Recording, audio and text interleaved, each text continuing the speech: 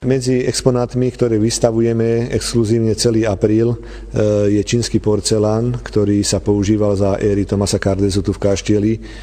Sú tu vlastne menulistky, aké jedlá sa tu varili, aká gastronomia sa jedla, no sú tu lodné kufre, ktoré si Cardeza nezobral na Titanic a v nich návštevníci môžu vidieť originálne fotoalbumy grófov Henricha Aponiho a Antona Aponiho, ktorých sú fotografie zachytávajúce tohto zámožného Američana tu v Oponickom Kaštieli.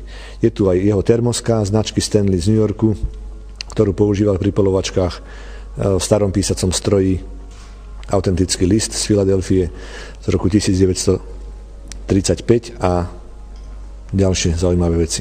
Výstava bude sprístupnená od zajtra, 11. apríla. Bude sprístupnená každý deň od pondelku do piatku od 9. do 15. hodiny, v sobotu a nedeľu cez víkendy od 13. do 16. hodiny. Pozývam všetkých ľudí, ktorí sa chcú dozvedieť viac a nechcú cestovať do Írska alebo do Francúzska, pripomenúť si 100. výročie od potopenia Titanicu, aby prišli ku nám do Oponíc, najmä Slovákov, ktorí to tu majú ku nám najbližšie a prišli sa pozrieť na túto unikátnu výstavu, ktorá bude trvať do konca apríla. Ja verím, že ich určite osloví a na ich otázky veľmi radi zodpovieme.